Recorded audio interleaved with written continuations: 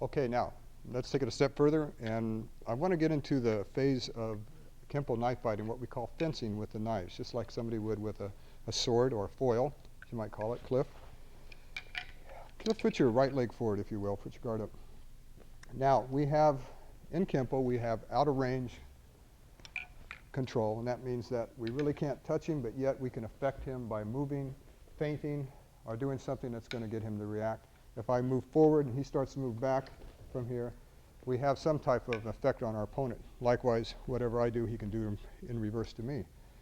Now we get within range, the second zone of contact.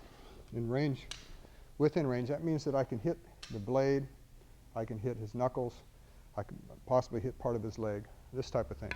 As we go further along, we get into the penetration, which you guys know, they've studied Kenpo. That's the third zone. And the last one is contact manipulation. And that is where I've been working primarily between the third and the fourth zones since we started this tape. Now I want to go back up a little bit and go into the fencing area. Put your guard up, Cliff. And that is, if he knows what he's doing with a knife, then also you're going to have to fence with it, because you can't afford to suddenly just lunge in for a kill shot as if you were at a tournament and be oblivious to everything else. You can get away with that stuff even in the street to a point, barehanded. But even then we don't want to do that. We want to keep ourselves checked. So going in is extremely dangerous, because even though, let's say I got in on Cliff suddenly, as I go out, he could cut me on my way out. Okay? So what I want you to do is think of what we call, there's different types of what we call flailing, and what we were doing earlier is this was called flailing our targets or our opponents, but we also have what we call tenderizing. And tenderizing is no more than striking what we call the meat or their opponent's body, or striking the weapon itself. Now, this particular type of knife, a Kenpo knife, weighs a good amount of weight, so there's a lot of mass behind it. Put your guard up. If you're confronted, it's just as easy to hit the blade, and it's extremely fast. It's a very fast move. You can go to the blade and then suddenly be into his throat. Now, this action here will check his height momentarily. It'll put enough pressure down there to check it. And as you begin to move, and you're up to his throat, okay, now you're close enough that you can check this and make your cuts at this point.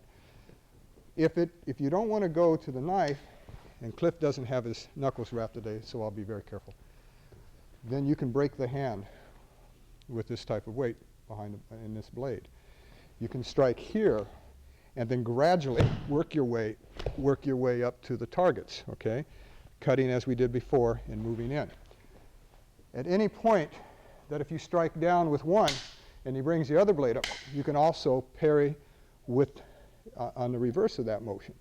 If the bottom hand comes up again, you can come down and cut it this way.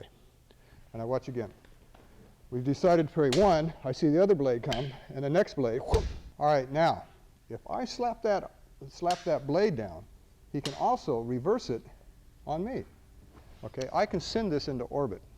In Kenpo, we know that if we hit something at the wrong angle, it can come flying back at us. If I do this, there's a chance that it also can bring it back into my face. So when you do this, it's not so much a push like this as it is a short snap this way. Okay, now watch it from this angle. And then make your cuts. Now you're in a position to cut. And notice I'm using my knee as leverage and this arm as leverage.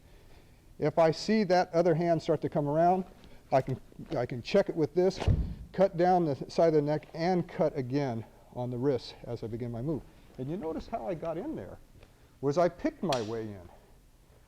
He put his guard up with his knives and down and back up. And this is what we're doing. Okay? Thank you, Cliff.